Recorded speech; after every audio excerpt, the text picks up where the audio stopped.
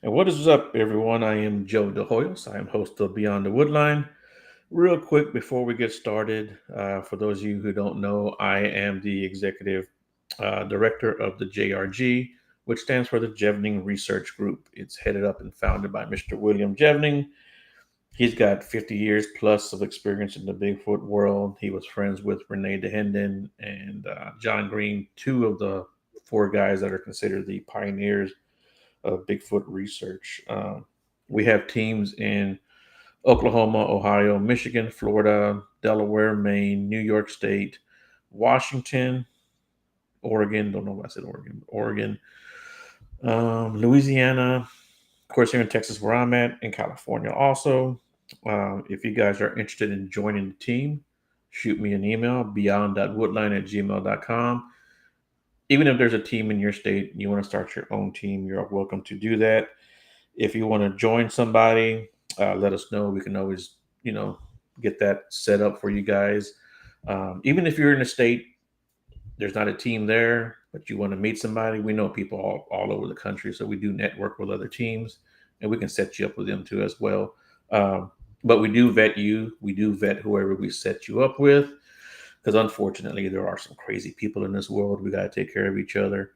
And we always recommend you do the same. We always say research the researcher, But for the most part, we've never had any issues. We take care of everyone, like I said. And, you got to do the same too, And with all that being said, I know you guys don't tune in to hear me ramble off all night long.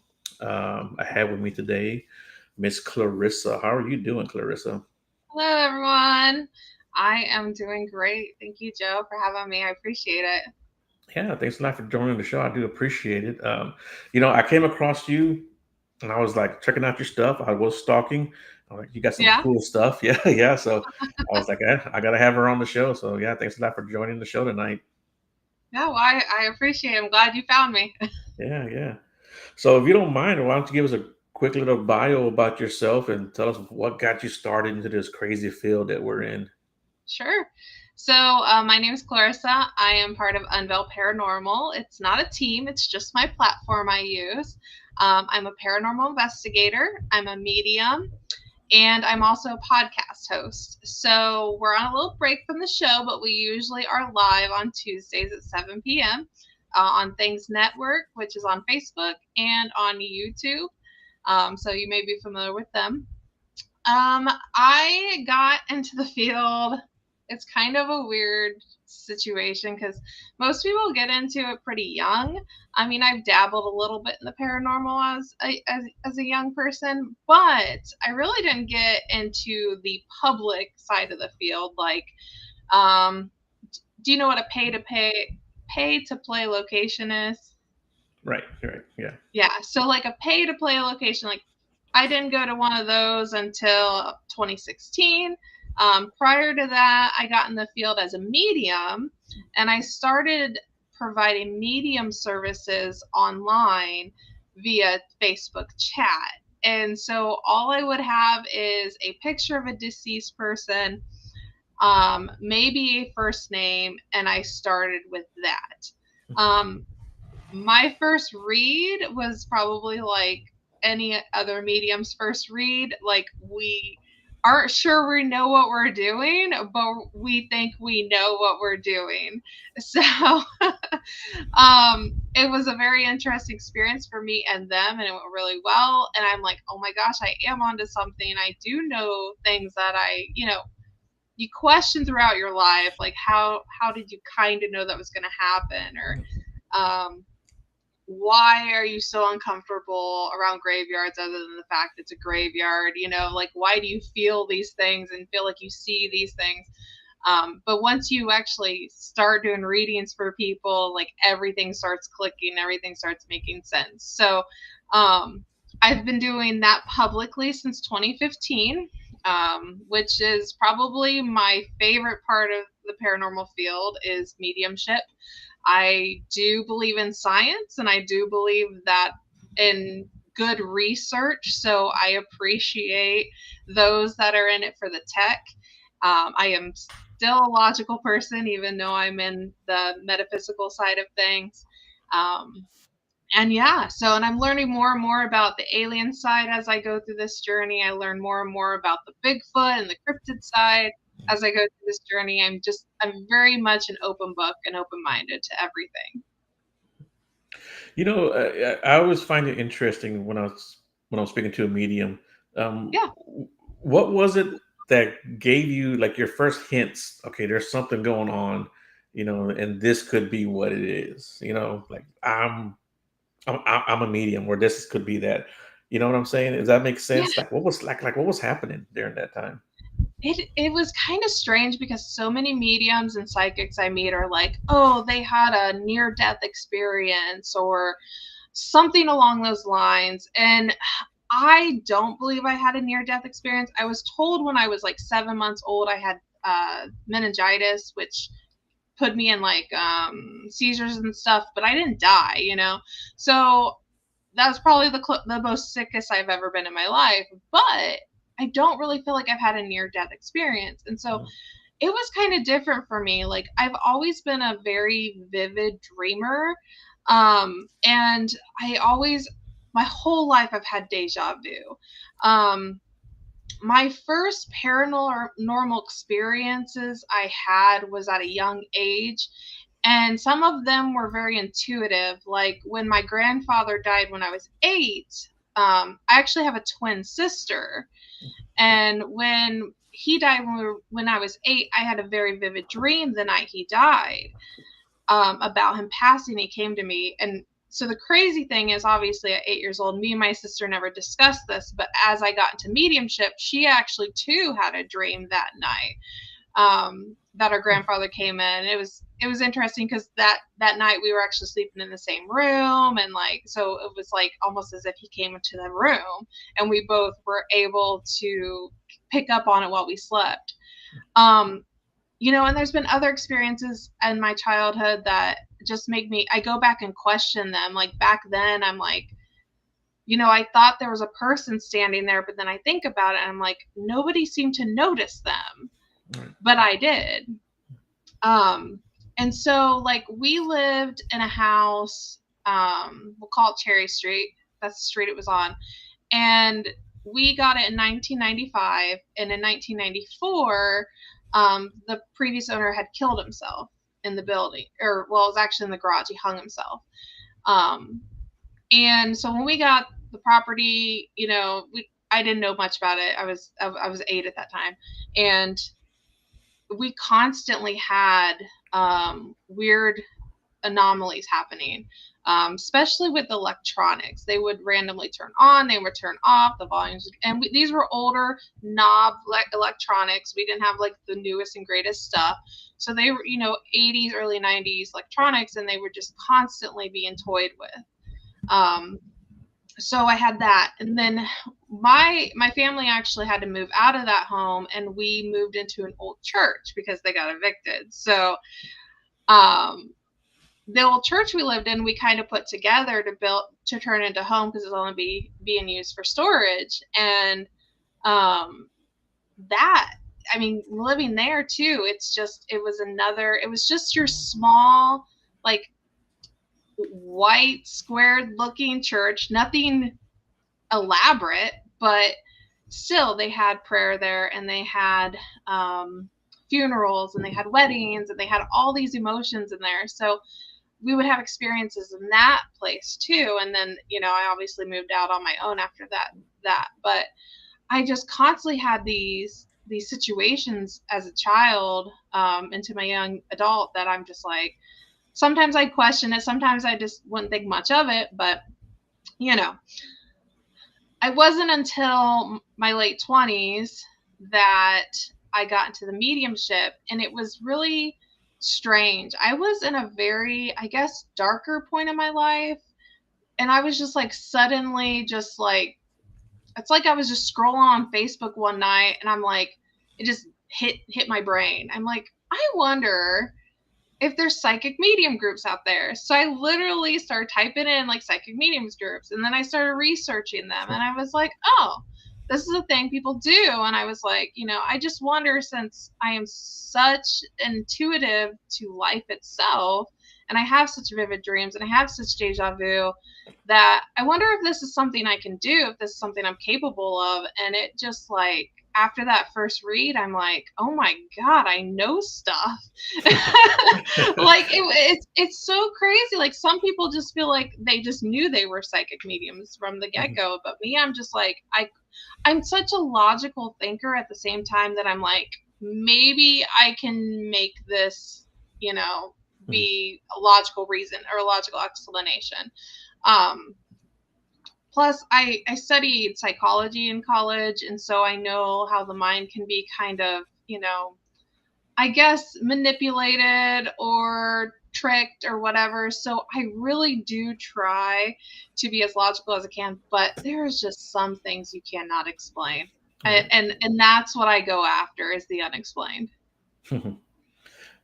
And so when did you decide, you know what, I'm going to use this for paranormal, for the paranormal field? So in 2015, after I did my first read, I loved doing it. And the best part about doing it was like helping other people. I love to help other people. That's just something I've always been passionate about. And it's a good feeling for me. So actually when I do readings, I do them completely for free. I do property walkthroughs, I do cleansings, I do everything for free, because to me this is a gift, and this is a gift I want to share. Now I do accept donations, so I tell people you don't have to pay me, but I will accept a donation. Again, like I said, it's just something I feel like I need to share with those around me or the world. So after I did those readings, I wanted more, because the paranormal is like, once you dive in a little bit, either it's not for you or you get like addicted really fast. Right. It's not good. So I wanted more. So I did additional research, and in 2016, I found a local group that does public investigations. And I'm like, well, what's this? Because I did not watch paranormal shows. I rarely even watch TV. I'm a YouTube person. Like, I love to just watch other content creators and watch their content. So that's what I usually watch most of the time. I've had cable and I don't know, forever, like 12, 13 years. Like, I don't watch any of that. I only own Hulu, So I watch a lot of YouTube, and so, I didn't know that much about a lot of these pay-to-play locations, which if you watch the shows, you know about these locations because they're Right. all over the Travel Channel and stuff. So there's several in basically my backyard, not very far away from me, less than an hour away. And I decided to go on my first investigation. I don't know if you've heard of Blackford County Jail. It's in Hartford City, Indiana. I don't know. Don't sound too familiar. Yeah. The one in Hartford City that's famous is the Mysterious Monroe House. But Okay. there's right a block away is the Blackford County Jail. Sorry. So literally there's like two locations right there. Well, I didn't go to Monroe House that night, but my first investigation was at Blackford County Jail. And I went, and it was this team that likes to charge tickets to investigate with them, which is fine until you realize how much money they make off you. Yeah. And I went, and there was also a group of not high schoolers, but college students there. They were teaching them. The idea was to teach them how the equipment worked and to show them the ropes and all that. So I went to this completely by myself. I didn't take any friends with me.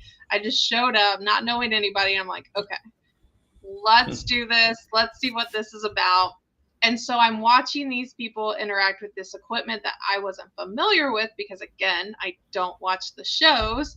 So I'm asking questions. And so I'm trying to learn the science side of things. And that's where I had my first investigation. It was pretty intense. A lot of it was. I was still kind of figuring out my gift and still trying to figure out how to protect myself. So I was probably super anxious more than anything, and I think maybe like now I go into investigations and I see like in that instance I saw like a shadow figure. I was super anxious and I thought I was going to be sick. I was nauseous, right? Well, me today would see that, and if I feel that way, it's not my anxiety anymore. Yeah. It's like it's making me nauseous. You know, like Right. it's a different feeling. Like back then, like my first investigation, I'm like, oh my gosh, I'm so anxious. you know. So it's a very different, like you get used to it. I mean, I've never been a fan of the dark, which is weird for paranormal investigators. I mean, some of them love it. Right. I don't like the dark, but I'll investigate in the dark, obviously, because that's what everybody wants to do. But Mhm. yeah, so it's just different. So, you talked a little bit about seeing everybody with the technology, right? hmm Yeah. Do you have a favorite piece, or do you even use anything?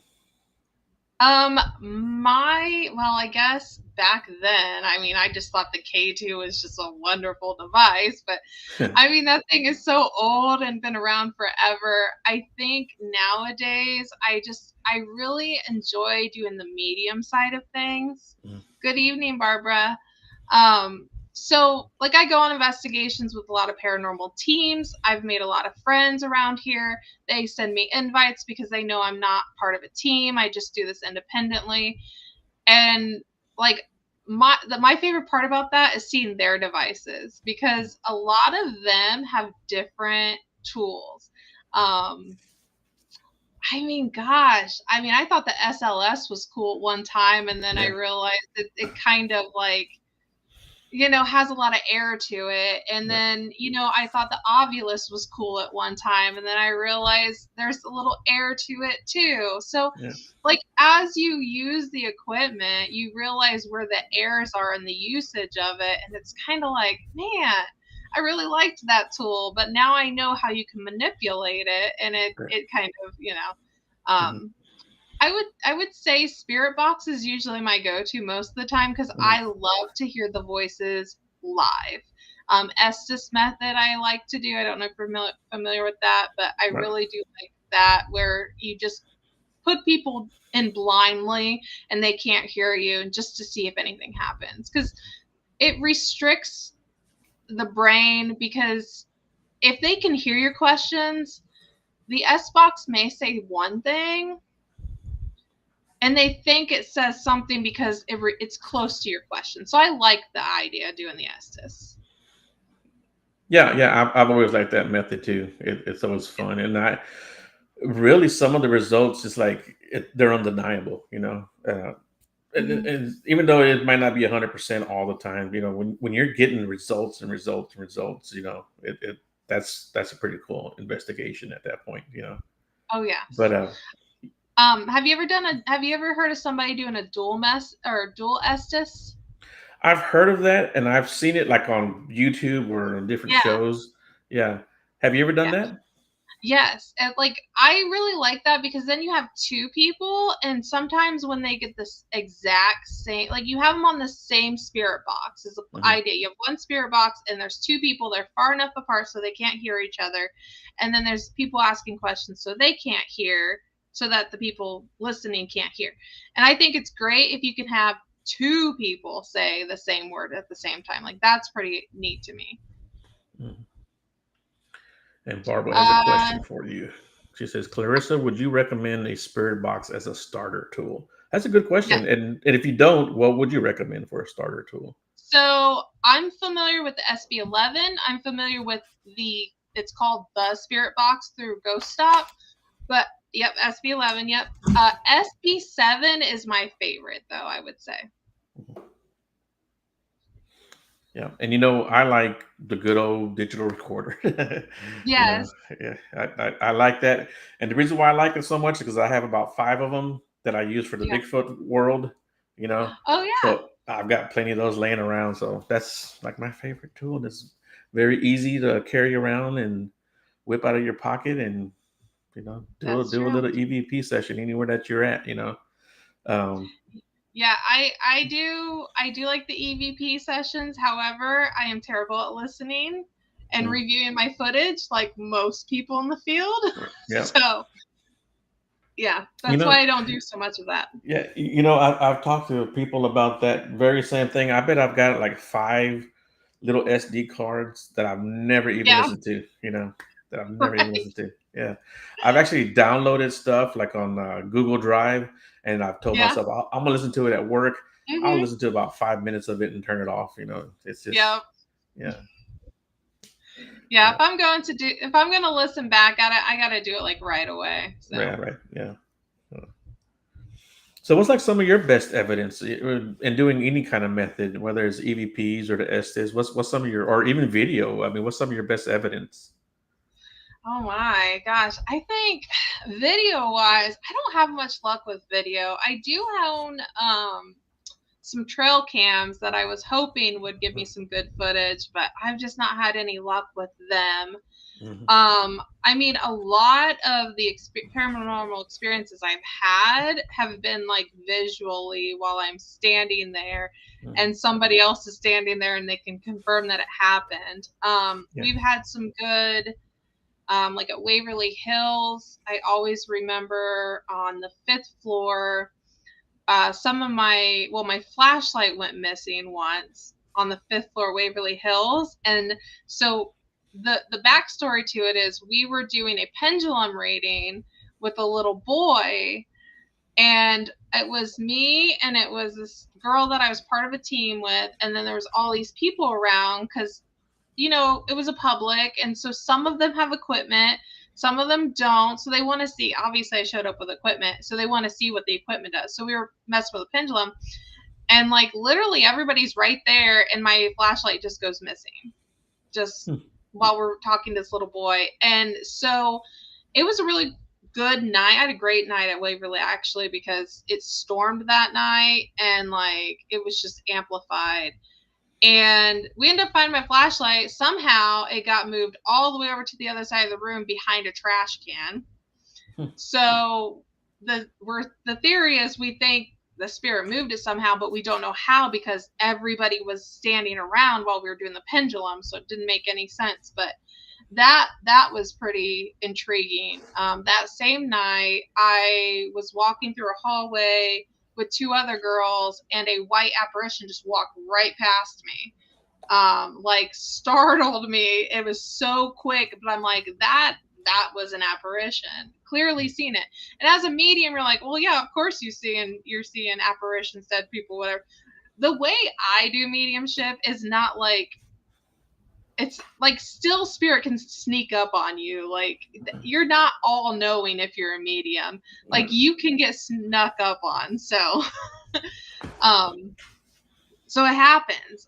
There's, oh my gosh, so many things. I mean, a lot of instances where there were shadows. I mean, there's been a lot of. I'm a very skeptic when it comes to shadow figures unless I can feel it, and the reason being is, again, this is my logical side, is everybody wants the lights out, and then you have light coming in from windows and from like other things. So if I see a shadow, I don't want to just see it. I want to feel it. And some people do, like it's not just me experiencing it, but like people that are investigating, like they'll be like, "Oh my gosh, did you see that?" And it's not just fear that makes them see it, it's or Right. feel that way. It's also like they just feel the energy from Hmm. it. So yeah, I mean, where was I at recently? Oh, recently. Well, the last investigation I did, I actually did a. I don't do it very often because people don't usually ask, but I did.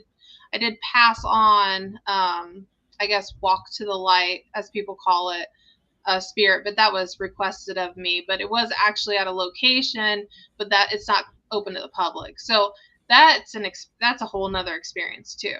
Hmm. So I mean, I don't know. There's so many stories about so many different locations. If it's a location I've been to, I probably have stories. Mhm. At least one interaction. I don't think I've ever been to a location where I did not have at least one interaction. And So yeah. have you ever been like scared, like legit scared? Um, so recently I went to Randolph County Asylum. Okay. I've heard of that one. Um, Yeah. yeah, that's a very popular one. It's not very far from me. And so the thing is, I went last year in June and it was dead. Like, literally, it was quiet. There wasn't a lot going on. Like, yeah, during the daytime, we kind of felt a little uneasy, but it was so quiet. And it was so weird because so many people have told me so many stories about how intense Randolph is. And so it was really interesting. But this time I went, it was the end of May. I believe it was the second floor, might have been the first floor, don't quote me on it. Um, a couple investigators were like, Clarissa, you need to come see this, come down to the hallway. And I was like, okay, cool, I guess. And we go down to the hallway, and beyond several of the doors, because you have a hallway and then you have doors to each of the rooms, there was like this energy that was just super heavy, of course completely blacked out because it's dark. So you can't really see it very well, but you can feel it. And so I'm sitting there and they're like, just wait, it moves. They're like, just wait, because they kept seeing it. And I'm like, okay, I'm watching, I'm looking, I can kind of see movement. And again, my logical side's like, maybe there's just windows, and like, I'm trying to be logical. But then once I start feeling it, that's when I start believing it. That's I like to feel things to know to as confirmation. So suddenly I just start feeling the energy, and it's super heavy, and then it's almost like it kept coming towards us and then backing off, and towards it, backing off really quick though. And suddenly it just runs up on all of us. You hear a big smack, but nobody like gets hit by it or anything, but you could hear it. You could audibly hear like a big, like almost as if it like threw something down metal really loud when it came at you. Like, it was just sudden, and it made me jump, and I'm like, oh my god, I'm done. So I walk into the other hall. I'm like, oh, I do not like things rushing up on me. That is terrifying to me. Even if I can see it, for it to just move that quick and make a loud noise at the same time, of course it's going to make me like feel uncomfortable. So me and like the other people that were standing, they're like, nope, we're not dealing with that entity because it is mad. So that was pretty terrifying. Mhm. Do you know what it was? Was it a person? Was it something else? So we went back in the hallway like about an hour later, and I said, I'm going to try to connect with it. And so I came up with my own belief of what it is. I gave it a name because I like to give things names or have some way to address it. I was calling it the beast, because I didn't have like, it was not human. It didn't feel human, because when you get into this, you kind of feel what's human, what's not. So I was calling it the beast. It kind of had like really skinny legs, but it was hairy on top. Um, so kind of like as if, I don't know, like just it was fur on top, and then it had really skinny legs, and it almost felt like agitated, um that we were even there. Not really that it's like mad that it's there, it's agitated that we're there. And so I just kept referring it to as the beast because I felt like I need to give a name. I didn't have like a human name to give it. I didn't have like another name to give it. I just was calling it that. So Hmm. yeah. Have you ever heard of anyone singing anything like that or feeling anything like that? Because I don't think I've ever Singing. heard that. I've never heard them audibly start singing. I've obviously heard them sing on EVPs. I've heard people whistle audibly. I've heard disembodied voices audibly. I mean, obviously, when I answer these questions, I want to be clear that when I'm doing paranormal investigation, I'm not always a medium. When I tune into mediumship, I'm tuned in.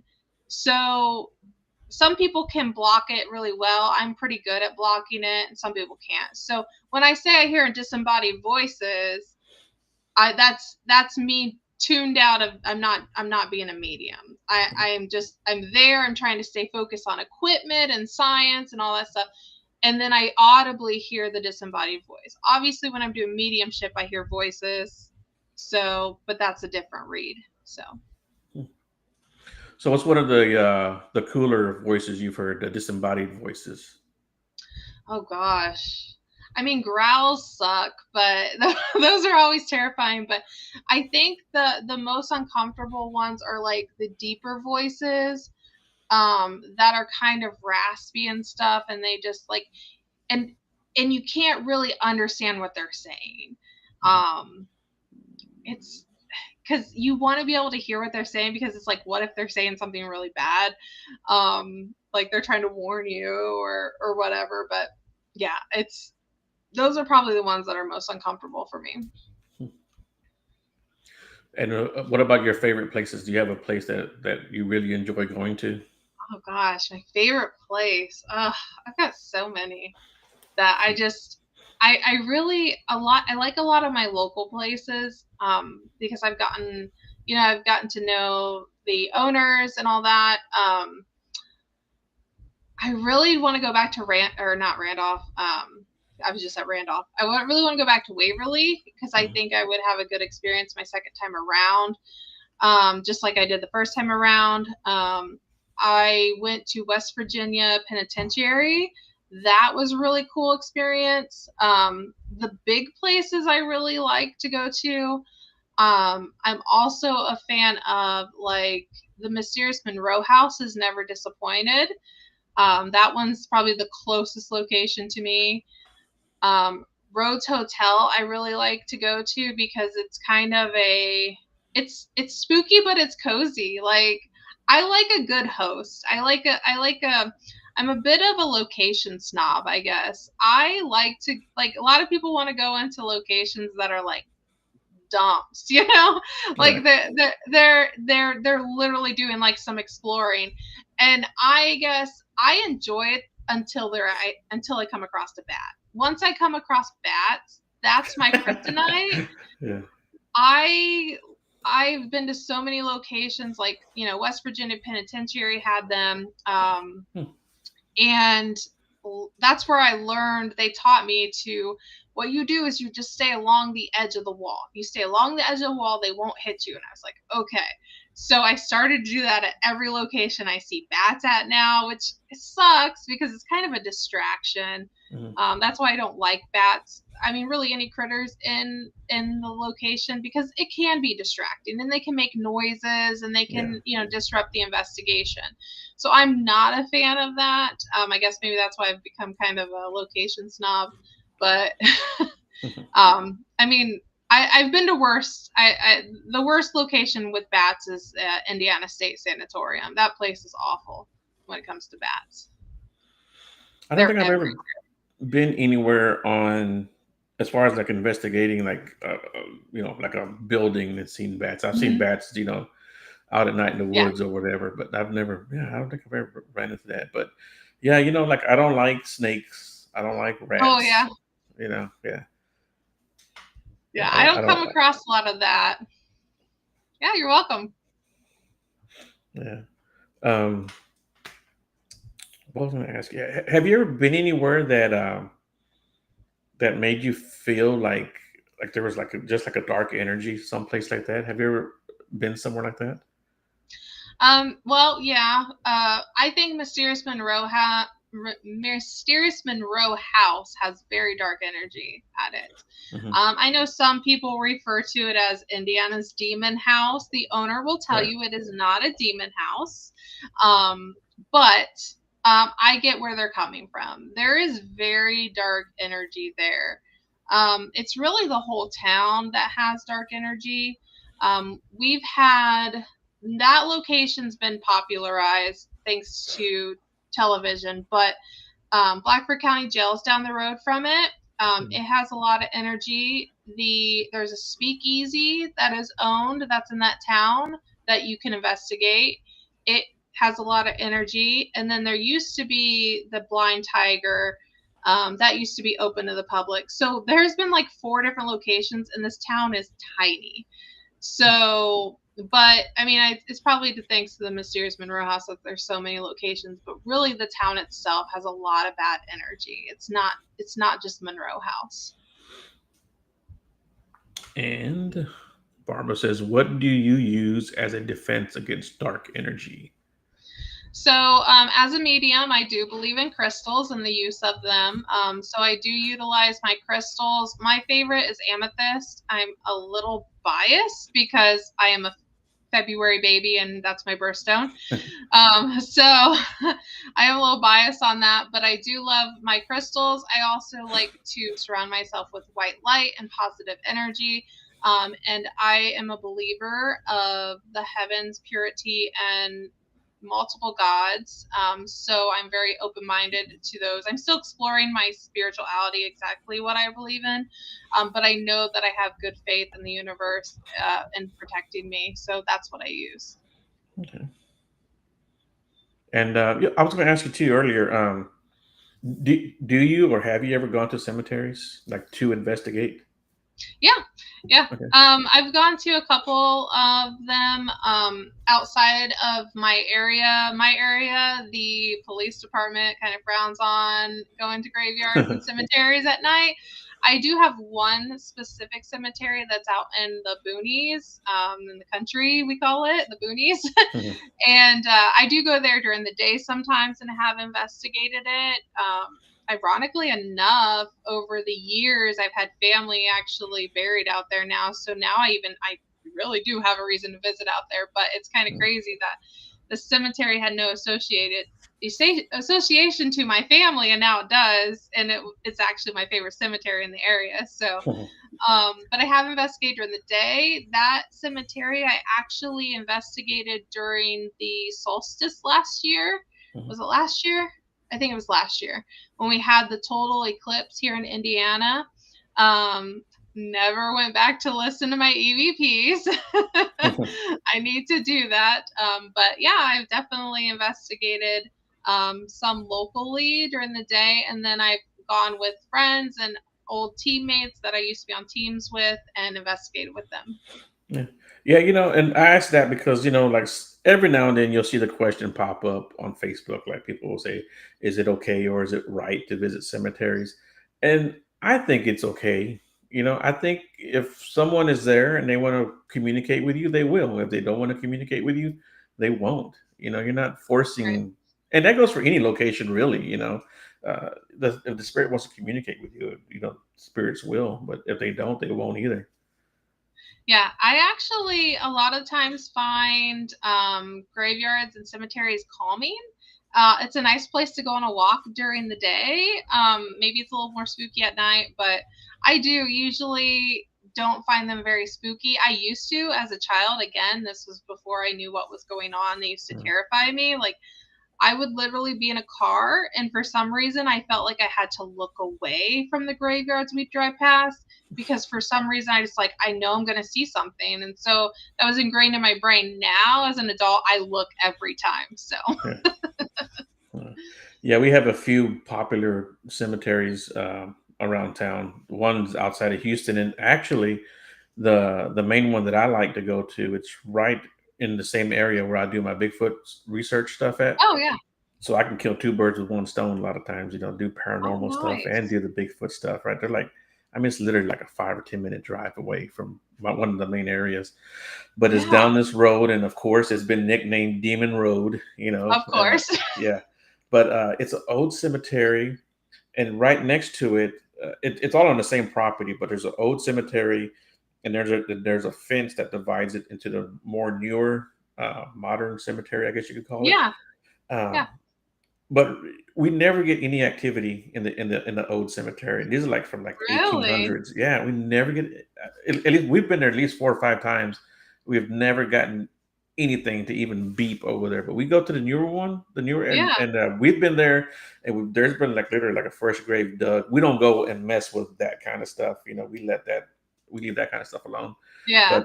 But yeah, we've had our equipment go off in the new cemetery so much, or picked up That's awesome. EVPs, or we've even seen shadows in that part of the cemetery. But in Hmm. that old, and it's so creepy, but nothing ever Yeah. happens over there. So I don't know. Nothing. Oh Yeah, wow. yeah, That's unfortunate. yeah, yeah. And it's a pretty popular area too. But nobody ever Yeah, sounds. Nobody ever gets that. Barbara says that sounds like a great place. Yeah. Oh yeah, it's for a great sure. place. And speaking of that cemetery being out where we do our Bigfoot stuff, Hmm. um, I actually have started in the last couple of years when I go out and I try to do EVPs out in the wood because I think that there's probably a lot more paranormal stuff in the woods than what people think. And they probably Yeah, get it lumped in there with Bigfoot. They've heard footsteps, they've heard voices, they've heard, or they've had stuff thrown at them. It's all Bigfoot, right? But right. and I'm not saying it's not. It may very well be, but I also think that the woods are probably a lot more haunted than what people think. And what Oh, do you I think about that? imagine. Yeah. Yeah, for sure. I'm up here near the Wabash Valley, they call it. There's a Mm, lot of Indian residual energy here. So a walk in the woods, you're almost guaranteed to have some type of interaction. mm, It seems like around here. Um, I mean, I love to just go through the woods just to connect with, because I find nature just wonderful, mm, wonderful to connect with. But yeah, definitely there's definitely things that you could just be walking through a trail and you're going to hear something, see something. It's mhm. absolutely going to happen. Yeah, Barbara says the newer cemetery residents are still wandering around, being on the other side. In my honest opinion, yeah, that probably could be true. Yeah, It could be. newer residents, they might have loved ones coming over to show them the way.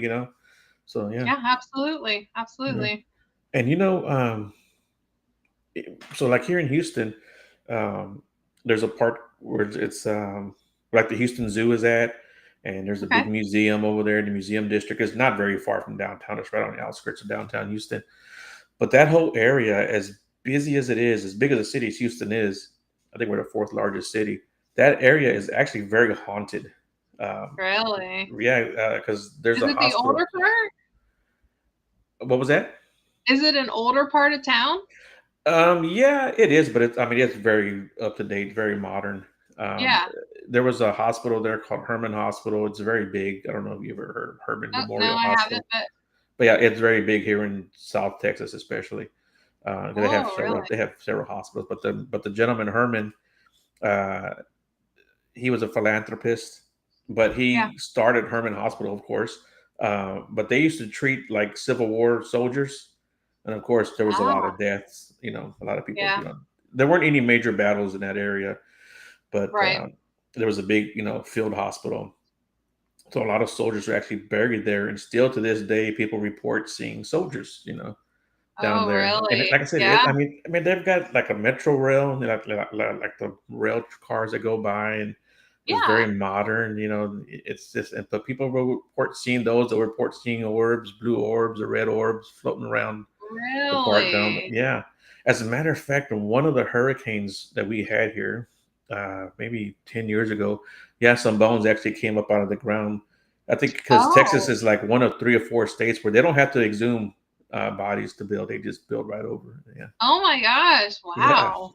yeah. It's a pretty cool part of town if you're into the paranormal. Yeah, Yeah. If bones come up, do they have to do anything with them, or are they just but whatever, I you know? think I think they have to. There's a way that they just take care of them or whatever. Yeah. But or of course if they are digging for construction or whatever, they come across bones. They have to get it checked Oh my out, stuff gosh. like that. Yeah, Wow.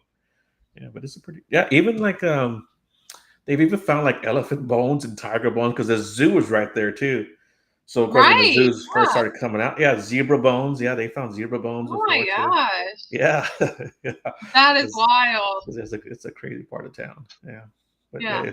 it's actually a really cool place, and people report seeing stuff all the time. Or they'll say like, "Ah, I saw this old guy. He was dressed in Civil War outfit, walking down this path or whatever." Because there's different paths that people can walk down and enjoy. Yeah. Yeah, but yeah, it's kind of. I went to Gettysburg a couple years ago, which Mm-hmm, is heavy, soldiers and all that. So that was quite an experience too, I would say. mm-hmm. Did you have anything significant happen there? So the weird thing at Gettysburg is I was trying to kind of connect a little bit with the spirits there. I stayed in um, it was called the Tilly Pierce House. So it's not one of the more famous ones that people know, but it is one that's on the same road as the Jenny Wade House. Okay. Um, there's association with those. There's an old orphanage, all of that. It's really weird because right now there's like two birds just sitting in my window. I don't like birds never come over to the window, and they're like super distracting me right now. That's so weird. Maybe there's a message there for us. Yeah. But sorry about that, guys. I pay attention to those signs. Like, is there something I need to know? But anyways, the Tilly Pierce I stayed at, and then I did go to the battlefield. The biggest thing with Gettysburg that I found interesting was not my connection with the soldiers or anything like that, but my connection with the spirits there, that a lot of them have committed suicide in that area. And so this is a little fact about Gettysburg that I learned after my trip there. Was I was telling someone about it and how much it was so weird to me that there was like I just kept feeling spirits and suicidal spirits, like newer spirits, like ones that are within the last century. And so we researched it, and I guess Gettysburg has a really high suicide rate. And that's like a fact that I didn't know, and that's a fact nobody talks about, which is sad. But like it makes sense now. And I don't know, it makes me wonder if spirit is affecting its residents there negatively, or if there's another type of epidemic going on. But that is actually the strangest thing about Gettysburg, because I was just expecting to see soldiers, and I was expecting the same Civil War stories as everybody else. And one thing about what I do is I do try to go in blindly when I do reads, and I do try to pick up on things that people don't pick up on. Like I try to make it a habit of, yes, we're in the battleground, so of course there's soldiers here. So if I sit here and I tell you all about this soldier that's standing over yonder, like come on. Of course, anybody can say that, not just any medium. Like you don't have to be a medium to say there's, a dead soldier standing on the battlegrounds, So I like to challenge myself to pick up on stuff that's different. Stuff that's not known. So that's my goal a lot of times when I do readings. Yeah, that's pretty good. So like, how often do you actually do readings, like for other people? So a lot of the readings, I used to be much more public about them. Like literally Unveil Paranormal used to be called Medium Empath Clarissa. So it was all about mediumship. But then I found I wanted to be kind of more broad in the paranormal world. So I changed the name to Unveil Paranormal. So people don't know that I'm a medium as much as they used to know, unless they knew of it when it was that page, or a lot of local people know who I am. So I have friends, like when I say local, I mean like this region. I've made lots of friends in this region, not like locally. There's like nobody in my town that does spooky stuff. It's kind of lame, but I'm kind of alone on that one. But regionally, yes, there's people that know me, and so I get referrals a lot. So a lot of times a friend would be like, oh, I need, I want to connect with the deceased loved one, or I'm having instances like I actually have a residential this Friday, because I have a brother's friend of mine is is having instances, so he's referred me. Or I'll have a team from like 2 counties over that know who I am, and they've used me for their residentials, and they'll say, oh no, let's get a hold of Clarissa. If there's anybody you want to get a hold of Clarissa. You know, a lot of people are hesitant to use mediums because there are so many that claim to be mediums, and you know, and some are legit, you know, they are, but that's one thing I hate about the whole psychic medium thing, is just the false ones that are out there. It just makes others look really bad. And it people don't have faith in it. And so that's another reason I don't like to charge, because I want them to understand, like, I'm not doing this for money. I'm not doing this to get my name out there and become famous. Like, I'm doing this because I legitimately want to help you and help the deceased. So this is why I do what I do. You know, I just thought of an interesting question. Why do you think that sometimes, like, spirits, okay, like my dad passed away in 2012. Between 2017 and 2019, I was going through a really, really rough patch, you know, and he was with me during that time. Yeah. Don't I mean, I just knew he was there, and he let it known through different things that he would do, like flicking a light switch, you know. Yeah. So he flicked the light switch one time, and I just knew it was my dad. And so I was at this time I was living outside of San Antonio. In 2019, when I moved back to Houston, I was telling my mom this story. We were in the kitchen, and when I told her about the light switch flicked on in the kitchen, and Oh you know, gosh, yeah. her and I both Yeah. saw it, you know. So Yeah. that was just my dad making, you know, confirming to me, and he would do little stuff like that. And I just knew it was him. I knew it was my dad. Don't ask me how I knew. But then he disappeared, right? And like there have been times here lately I've been like, Dad, you know, I could really use you around me, you know. And he doesn't pop up, and I honestly don't expect him to, you know. So why do you think spirits do that? You know, like they'll pop up when you're in trouble, but then when you're kind of like calling on them, they don't want to show up. You know. Yeah, so that is something I see a lot of, Mhm. people wanting to reach out to their deceased loved ones and all that. And here's the thing, your loved ones know when you're going to need them Mhm. the most. And so our loved ones, in my opinion, and everything when it comes to spiritual is pretty theoretical, but these are what my beliefs. Mhm. So spirits are very busy. They are much busier than we know. Mhm. They will hang around. They will be around when they need to be, and there are other people in their life that they need to be there for. So I see this a lot. Now, a lot of people want to have a mediumship reading because they want that connection. And a lot of mediums, if they know what they're doing and they are legitimate, they can usually connect with who you want them to connect with, but not always. And my theory is if you're sitting with a medium and you want them to connect with a certain loved one and they're not connecting with it, either they're not legit or that message is not meant for that medium to give you. An example I have is I've recently had a friend come to me and they really, really, really wanted to connect with their deceased brother. And I said, this was right after an investigation. I was exhausted. I said, I don't know that I can do this for you, because I physically get tired when I do Yeah. readings. Like, if you don't, I don't understand people that don't get tired after doing readings. That doesn't make sense to me. I get exhausted, physically exhausted. And, you know, I said, I don't know. I can't connect right now. Like, I don't know. Well, her brother reached out to another one of our mutual friends, spiritually, and is, you know, talking to them. And I said, no, this is a good thing. It's okay that he didn't reach out to me. You know, I was not in the mindset. I was just done doing the work I did that night.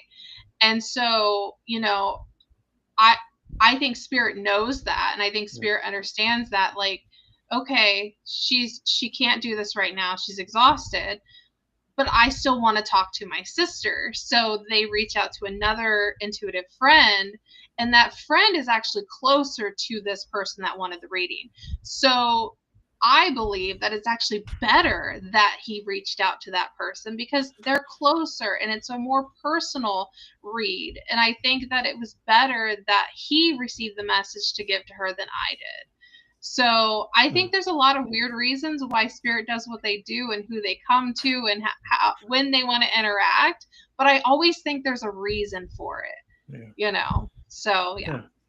Yeah, and you being exhausted, if you had tried to go through you probably would have jumbled up the whole message. Oh my You know, gosh, yes. yeah, yeah. So that's probably a good thing. Yeah. Yeah. Yeah. Barbara talked about her late husband moving stuff around. Uh, Yeah. when I was living in this other house where, I'll tell you, it was completely haunted. Uh, in the restroom mirror, there's a shelf, and I have like my toothbrush and toothpaste, and I even had like some tweezers on there because I use the tweezers every now and then. One morning, I went in there to use the tweezers, and they were gone. I didn't see them. I'm like, man, where did I put them? Did I take them somewhere else? I went and asked my son, hey, did you get the tweezers out of the restroom? Like, no. I said, doggone it. I spent like 2-3 days looking for these tweezers, right? Couldn't find them. Yeah. The next morning, I get up, it's like maybe like the third morning. I get up, go to the restroom, get ready to start my day. I was going to brush my teeth. The tweezers were in the sink, and not just the tweezers, but my shaver that I keep in the shower, my razor, Yeah. that was in the sink too. What? It was just, yes, both items. And like I said, I don't use my razor outside the shower. I shave. I got a mirror that I shave with, Yeah. and that had no business being in the sink. That was just Right. So I think they were just messing with me that for a couple of days. But the tweezers, that was really funny. But so we're coming up towards the end of the show. I wanted to share that story. I was glad you came on. Do you have anything you want to say? Anything you have coming up? Any contact information, social media sites that you want people to pay attention to? Yeah, so absolutely. So everyone, you can follow me on YouTube. Eventually my podcast may or may not come back, but if not, I will still be sharing content. We're on a break right now. But I do post on YouTube. I post on TikTok. I post on Facebook. It's probably where I'm the most active at. That's just because that's where I got everything started at, is Facebook. As for investigations, I don't really have any coming up that are public investigations. I'm available if you want a reading. Definitely reach out to me. I can do either video reading or I can do on chat. You don't have to go on video with me if you don't want to. If if you're not too far away, I can do residentials also, so keep that in mind. Let me think here, which I'm in Indiana, by the way, if you guys were curious. And oh shoot, I was gonna say something else. I'm spacing. Gosh, Joe, my brain went blank. YouTube, Facebook, all that stuff. Add me, follow me, all that fun stuff. Hopefully, I'll have more content to come out soon. But yeah, show your love. I appreciate it, and of course, make sure you're following Beyond the Woodline too. Yeah. Thank you for that. I do appreciate it. Yeah, and everyone in the chat, thanks a lot for participating. Yeah, you guys, thank you. Yeah, you guys did a great job as always. I always appreciate that. And Clarissa, if you ever need me to share anything, promote anything, send it to me. I'll share it, tag me in it, whatever you want to do. I'll be happy to help you out any way that I can. I appreciate that. Thank you so much. Same for you. And everybody else, tune in next Monday. Don't ask me who I'm having on. You guys know I never know who I'm having on. But yeah, thanks a lot, everyone. You guys have a great night. Clarissa, don't go anywhere. I will. Everyone else, we'll talk to you next Monday. Thanks a lot, guys. Bye, everyone.